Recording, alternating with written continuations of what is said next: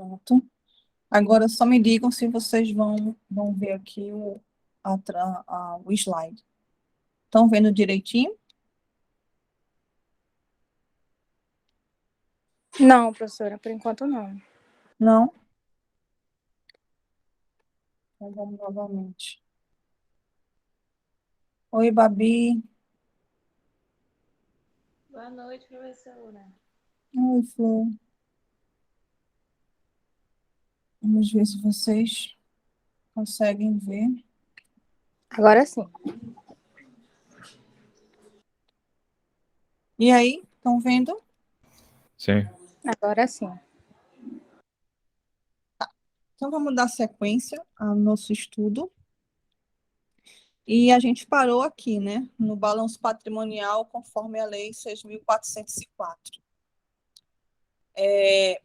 A gente viu, pessoal, conforme o CPC 26, quais eram os elementos mínimos, né, que a norma ela apresentava com relação ao balanço patrimonial, né? E aí a gente vê aí a questão de várias contas contábeis, né, que agrupam informações semelhantes, e o CPC 26 ele é bem detalhado, ele vai falando sobre, né, como é que vocês podem apresentar o conteúdo das contas e tal. A Lei 6.404 ela tem uma outra proposta, né? Então, a Lei 6.404 ela vai apresentar o ativo, isso no artigo 178, ela vai apresentar a disposição, né, dos elementos patrimoniais ativos e passivos da seguinte forma. Então, ela vai dizer que o ativo se divide entre circulante e não circulante, e aí dentro do não circulante vai ter a conta do realizável a longo prazo, investimentos em outras entidades em caráter permanente, imobilizado e intangível. Então, essas são as contas do grupo do não circulante. E em relação ao passivo, né, vamos ter também o circulante e o não circulante e o PL. E aí, dentro do PL, a gente vai ter o capital social, as reservas de capital, o ajuste de avaliação patrimonial, aquela conta de AP, as reservas de lucro, as ações em tesouraria e os prejuízos acumulados. Então, a Lei 6.404 tem uma disposição que é um pouco diferente do CPC 26, tá? Então, a gente vai ver que a 6.404 ela está mais preocupada com a estrutura, né, do balanço, ou seja, a disposição entre circulante e não circulante e as contas do PL, ao passo que o CPC 26 ele está mais preocupado com os elementos mínimos, né, que um balanço patrimonial deve conter de contas patrimoniais. Então, são necessidades informacionais diferentes, porém complementares, e que o balanço, né, que é publicado, que é divulgado de uma forma geral, ele vai ter o jeitão, ou seja, a característica, o modelão aqui da Lei 6.404, com a estrutura das contas lá do CPC 26. Então, termina que há um casamento entre o que a Lei 6.404 pede com o que o CPC 26 contempla, né? Então, termina que há uma comunhão aí de informações que as empresas elas publicam, tá? Com relação ao detalhamento do ativo, então, o que é que a Lei 6.404 ela vai nos informar?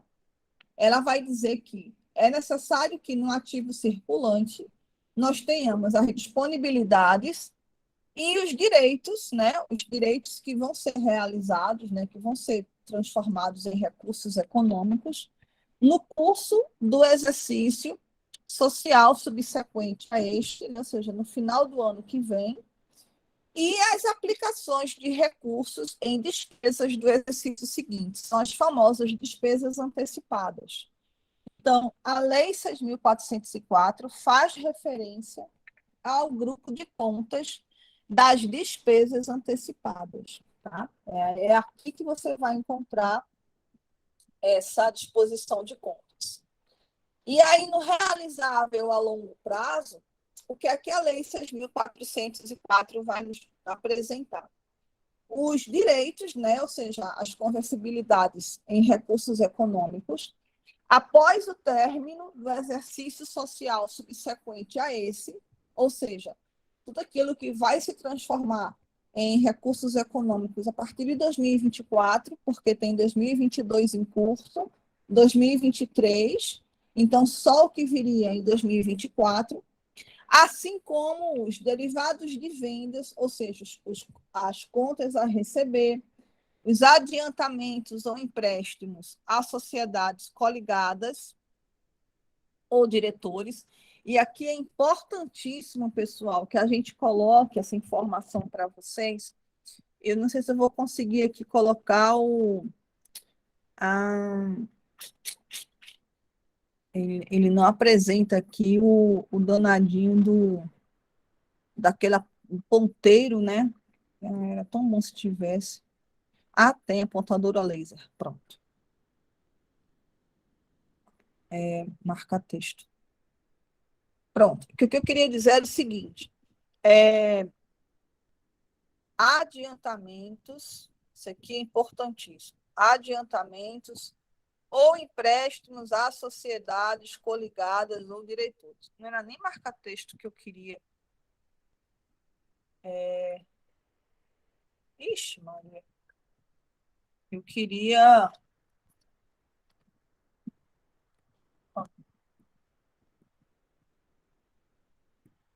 Eu queria era colocar aquele.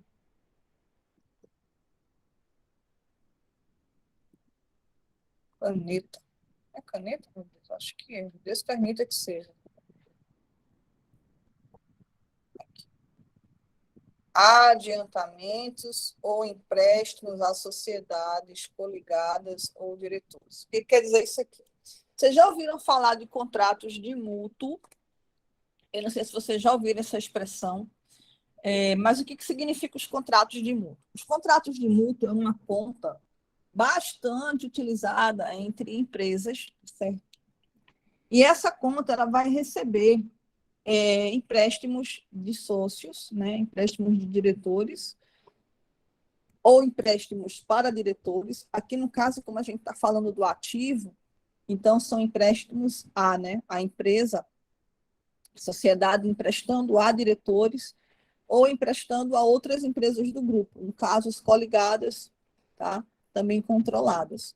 Então, o que acontece? Esses empréstimos eles vão sempre ficar, de acordo com a Lei 6.404, eles vão sempre ficar no ativo realizável a longo prazo. Então, é por isso que, na grande maioria, tá certo, dos balanços publicados, todos os contratos celebrados entre a empresa e os diretores, ou a empresa e a empresa que nós estamos, né, verificando as publicações e outra empresa do grupo. Então, essas empresas, esses contratos, esses empréstimos, vão ficar sempre no ativo não circulante, tá? No realizável a longo prazo, porque isso daí é uma prerrogativa da própria lei, tá certo? Então, adiantamentos ou empréstimos, sociedades coligadas, diretores ou acionistas. Então, tudo isso aqui que representam, que não se constituem em negócios usuais, ou seja, são situações esporádicas, né, extemporâneas que vão acontecer. Então, todos esses empréstimos que são feitos a diretores, a acionistas, a outras empresas do grupo, todos eles vão ficar um ativo realizável a longo prazo. Então, esse é o motivo, é a base legal que faz com que esses empréstimos fiquem todos classificados nesse grupo de contas. Tá? Os investimentos, esses investimentos são aqueles investimentos que são realizados em caráter permanente. Então, é bem importante que a gente diferencie esses investimentos, né, que são feitos em caráter permanente, dos demais investimentos, das demais aplicações em ações, tá? Porque a gente vai ver que existem aplicações em ações, aplicações em participações de outras empresas, que vão estar no ativo circulante, que vão estar no ativo não circulante, né? Ou seja, são aplicações que vão ser transformadas em recursos, em dinheiro, em um momento futuro, né? Mas se converterá em dinheiro. Então, são recursos, né, que você vai converter em dinheiro em um momento posterior, mas você vai ter aquelas aplicações que são realizadas em caráter permanente. Então, o que são essas aplicações que são realizadas em caráter permanente? Representam aquelas participações societárias que a nossa empresa ela não tem nenhuma intenção em se desfazer delas. Então, isso é super importante, porque isso vai definir como é que a gente classifica esses investimentos em ações. Então, isso também é importante, pessoal, porque esses investimentos aqui em caráter permanente, na imensa maioria das vezes, são investimentos em coligadas e controladas. Tá? Porém, não são apenas investimentos em coligadas e controladas, são também investimentos em coligadas e controladas. Mas também existem investimentos de caráter permanente que não são avaliados pelo MEP. Então, moral da história, os investimentos em outras empresas, eles podem estar dentro do circulante, que é quando você vai ter a questão da rotatividade, você compra e vende essas ações no curto prazo. Podem estar também no não circulante, onde você vai também ter a venda dessas ações, porém em um prazo mais longo. E você pode ter investimentos em outras empresas em caráter permanente. Via de regra, são aqueles investimentos em ações, empresas coligadas ou controladas, mas você também vai poder ter investimentos que não vão ser avaliados pelo MEP, mas que são investimentos em caráter permanente. Tá? Então, essa aqui é a grande característica da conta de investimentos. Alguma dúvida, pessoal? Tudo certo até aqui? Amores?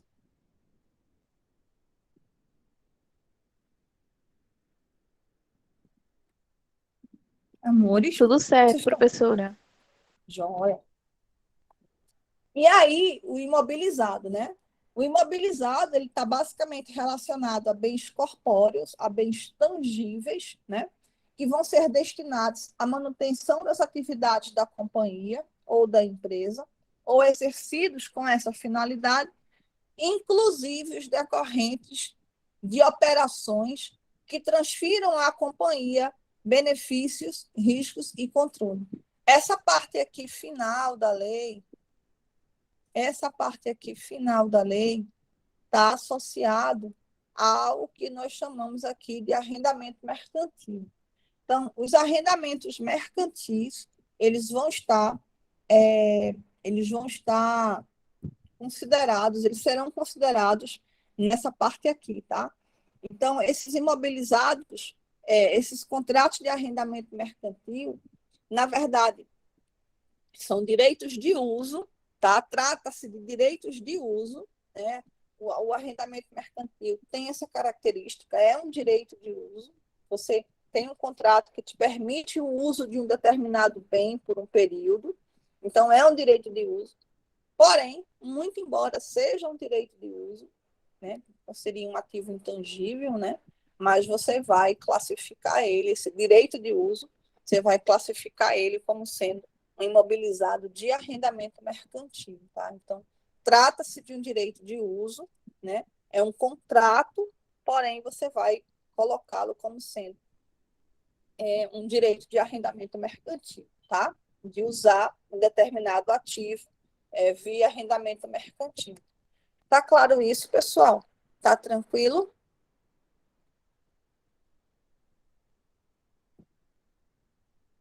Amores? Alô, você? Minha? Vocês estão me escutando, meus amores? Tá Não tranquilo, consigo. professora. O pessoal está respondendo pelo chat também. Ah, mas não responda pelo Não chat, dá para não, ver, né? Paixão, porque eu perco completamente o contato visual com vocês. Então, eu preciso que vocês me deem feedback abrindo o áudio mesmo, porque por aqui, por onde eu estou, eu não tenho acesso, tá bom? Então, só que porque é importante a gente frisar essa parte, tá certo, dos imobilizados, onde você vai ter essa caracterização dos arrendamentos, dos contratos de arrendamento, tá?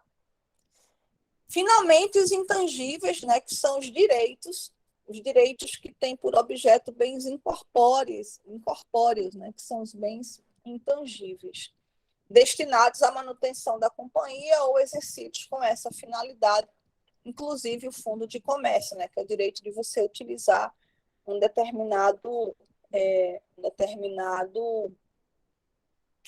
espaço, né, um determinado ponto comercial. Esse ponto comercial chama-se de fundo de comércio e ele tem um valor associado a ele e é considerado intangível, tá? Então, essa é a característica dos meus ativos não circulantes. Aí, agora o passivo, né? Então, o passivo são as obrigações da companhia, inclusive os financiamentos, tá certo?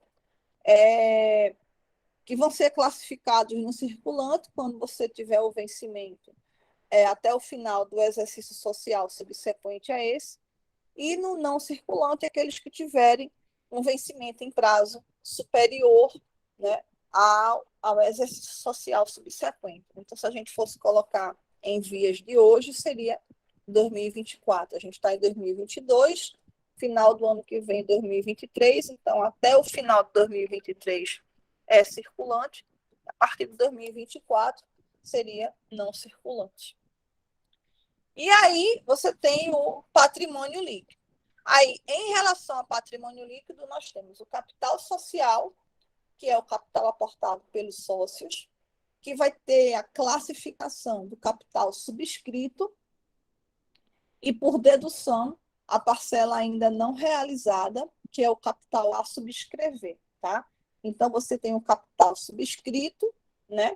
O capital que você é a promessa, né, do que você vai, né, do capital que você deverá subscrever, e o que não foi, né, subscrito, que não foi integralizado, né, é a parcela do capital a realizar, né, ou a subscrever. Aí, um menos o outro, você tem de fato que foi integralizado. As reservas de capital. Então, pessoal, as reservas de capital representam as transações, né, que os acionistas realizam com a própria empresa. As reservas de capital são também chamadas de transações de capital, tá? Então, todas as transações, né, que são realizadas entre a empresa e os seus acionistas, né, os sócios, geram resultados, porque essas transações representam operações que a empresa faz com o acionista, né, com o sócio. E essas operações, elas podem ter reflexos, gerarem resultados, né? Só que, como se trata de uma transação da empresa e o seu sócio, esses resultados gerados nessas transações não são considerados receitas, né? Porque toda receita, ela vai ter por objetivo a entrega de um bem, a entrega de um serviço, né, a entrega de um produto. Essa é a característica da receita, ela gera aí uma obrigação de entrega de alguma coisa. No caso da transação realizada com o próprio acionista, as transações de capital, que são as transações com o próprio sócio, você vai ter negociação e você vai oferir aí um rendimento, tá certo? Mas como essa negociação é particular com o próprio sócio, não se considera isso uma receita. Não se considera isso uma conta de reserva de capital lá no PL. E aí existem 3 tipos de reservas de capital, que é o ágio na emissão de ações, produto da alienação de partes beneficiárias e os bônus de subscrição. A gente vai falar sobre tudo isso quando a gente estiver falando especificamente da DMPL. Né? A gente vai conversar sobre tudo isso daí, tá? Não é o momento agora, quando a gente estiver falando da DMPL, aí a gente vai falar disso daí. E também o resultado da correção monetária.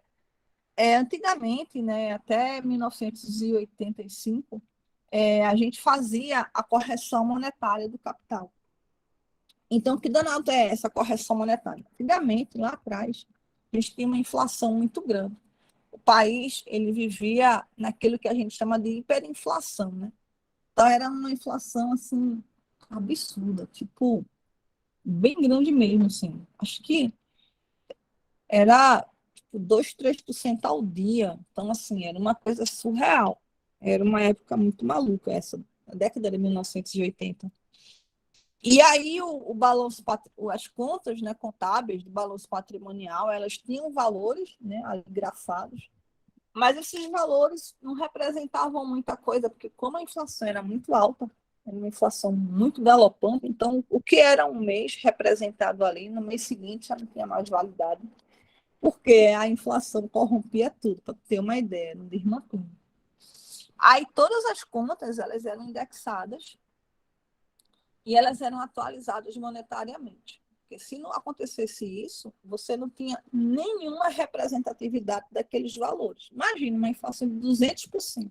Repare, que loucura. Era desse jeito que a gente vivia. Então, passado um mês, uma conta de estoque com um valor qualquer de X,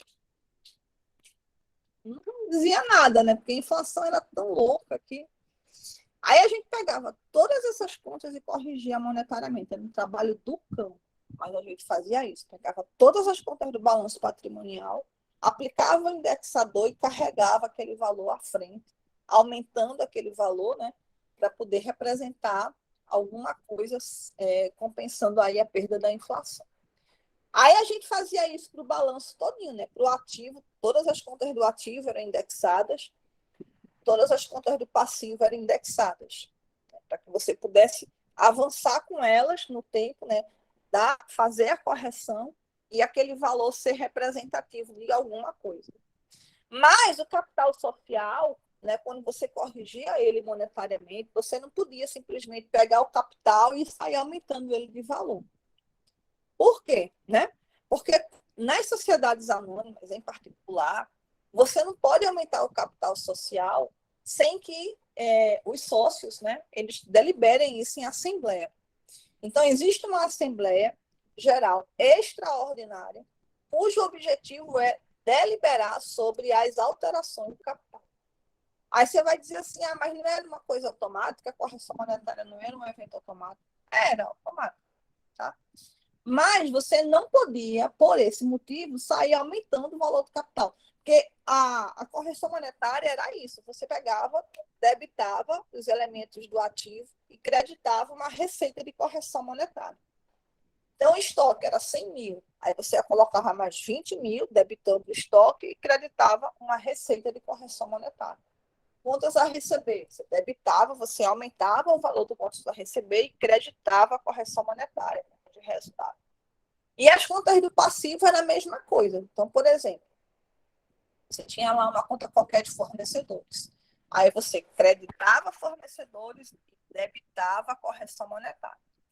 Então, tanto as contas do ativo eram aumentadas para poder o valor ter algum significado, né? Como as contas do passivo também eram creditadas para poder aumentar o saldo e aquele saldo ser representativo. E a contrapartida era uma conta de resultado muito antiga, chamada de conta corrente, correção da correção monetária, correção monetária integral. Isso aí eu corrigindo tudo. O PL, né? Qual seria a lógica? Eu iria creditar o patrimônio líquido, né? Debitar a conta de correção monetária. Só que, o que acontece? Como a gente não pode sair aumentando a conta de patrimônio líquido de qualquer forma, você não pode fazer isso. Você pode sair aumentando a conta do capital social, sem que os sócios autorizem. Aí, ao invés do crédito ser na conta de capital social, como, por exemplo, fornecedor, eu aumentava diretamente na conta de fornecedor. Salários, eu aumentava diretamente na conta de salários. Mas o capital social eu não podia aumentar diretamente na conta de capital social. Aí o crédito era numa reserva de capital, que é exatamente isso que a gente está falando, uma reserva de capital, e dentro da conta de reserva de capital, a conta do ágio, ou do ágio não, da correção monetária do capital realizado. Turminha, está dando para entender as reservas de capital? Está tranquilo?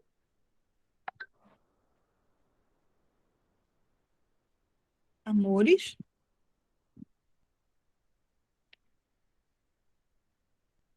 Sim, professora. Tranquilo, professora. Tem uma continha agora chamada de AP, que é ajuste de avaliação patrimonial. Já ouviram falar dessa conta, AAP? Eu acho que sim, né? Acho que todo mundo já ouviu, já trabalhou em cima dela. Correto? AAP. Sim. E o que significa essa conta de AP? Qual é o objetivo dessa conta? Essa conta, ela tem por característica ser a contrapartida, tá certo? De variações em algumas contas do ativo ou do passivo, tá? Decorrente da avaliação destas contas do ativo ou do passivo, avaliados a valor justo, né? Nos casos previstos nesta lei ou em normas expedidas pela CVM, que é onde vai entrar o CPC aqui, tá? Então, o que é que significa isso? Alguns ativos e alguns passivos, eles são avaliados a valor justo.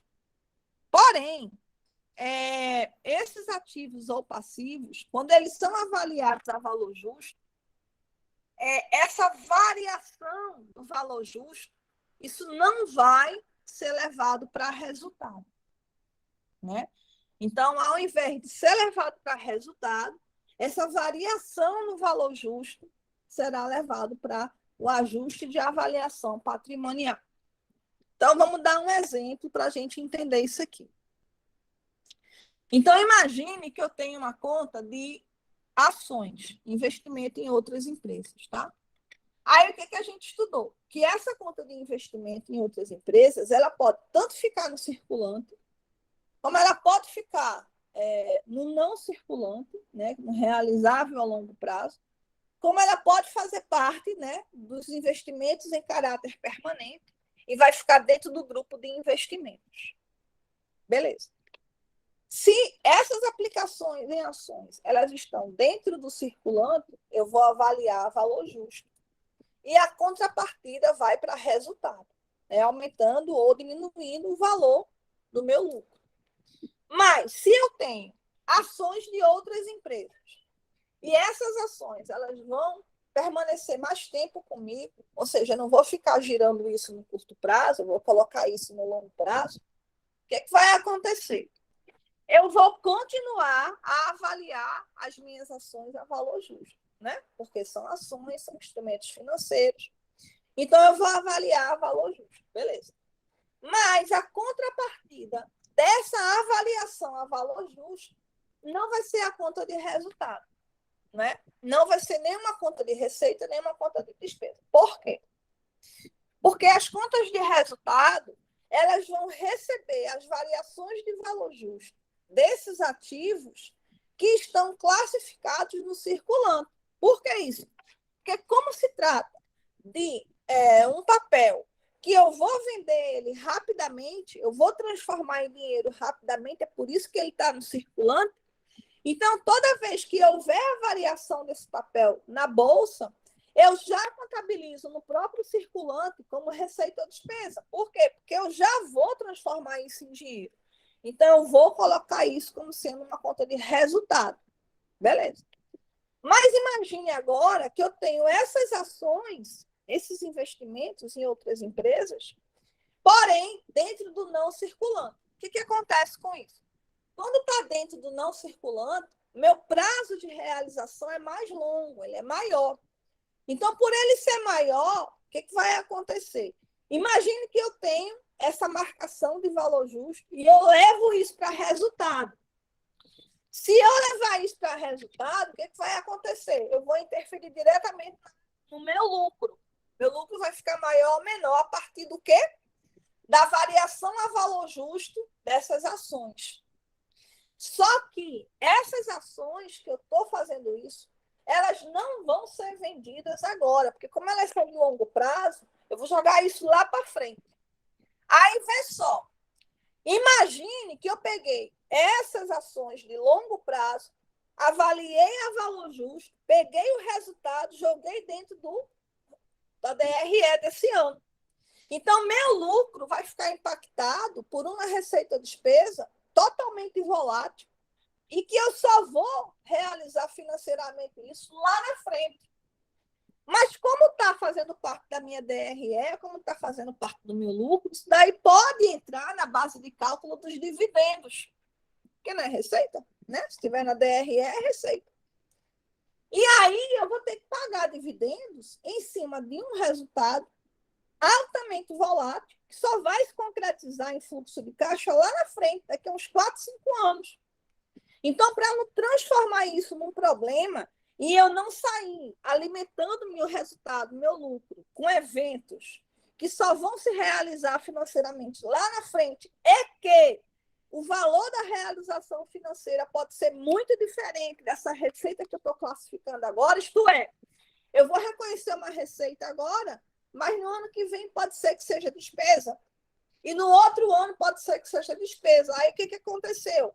Eu vou sair modificando meu resultado por eventos econômicos muito voláteis e de data de realização muito futura. Então, para evitar essa contaminação no meu resultado, o que é que eu faço? Eu reconheço a valor justo, a conta de ativo, mas a contrapartida eu coloco dentro do PL, na conta de AP. Deu para vocês entenderem, meus amores? Essa conta de AP ficou claro para vocês? Ficou tranquilo?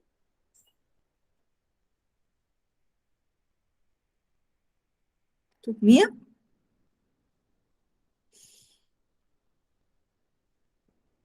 Alô, Sim, professora, ficou clara. vocês me abandonam.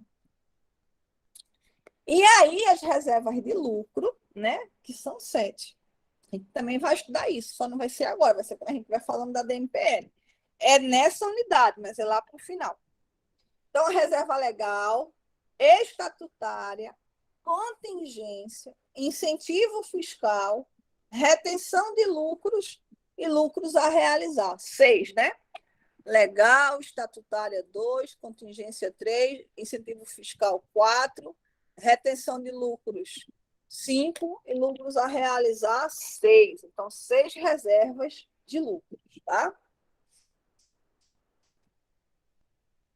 E as ações em tesouraria, que representam aquelas ações que a empresa vai lá e recompra, né, traz de volta para a própria companhia. A gente também vai estudar as situações em que isso ocorre, tá? E é muito relativamente comum de você verificar essas ações em tesouraria, tá? Bom, então, dito isso, a gente encerra, tá certo? As informações sobre o balanço patrimonial que a gente queria repassar para vocês. E aí, pessoal, na nossa próxima aula, a gente vai apresentar para vocês o balanço patrimonial da Petrobras. E aí a gente vai estudar as contas desse balanço patrimonial para vocês compreenderem bem direitinho, tá certo? E a gente vai discutir isso daí de uma forma mais prática, mais aplicada. Aí, quando for na próxima aula, vai ser o balanço da Petrobras. Aí, depois, aí a gente vai fazer uma avaliaçãozinha sobre o CPC 26, mas somente voltada, tá certo, para o balanço patrimonial. Fechado, turminha? Tudo certo? Tranquilo? Alguma dúvida? Certo, professora.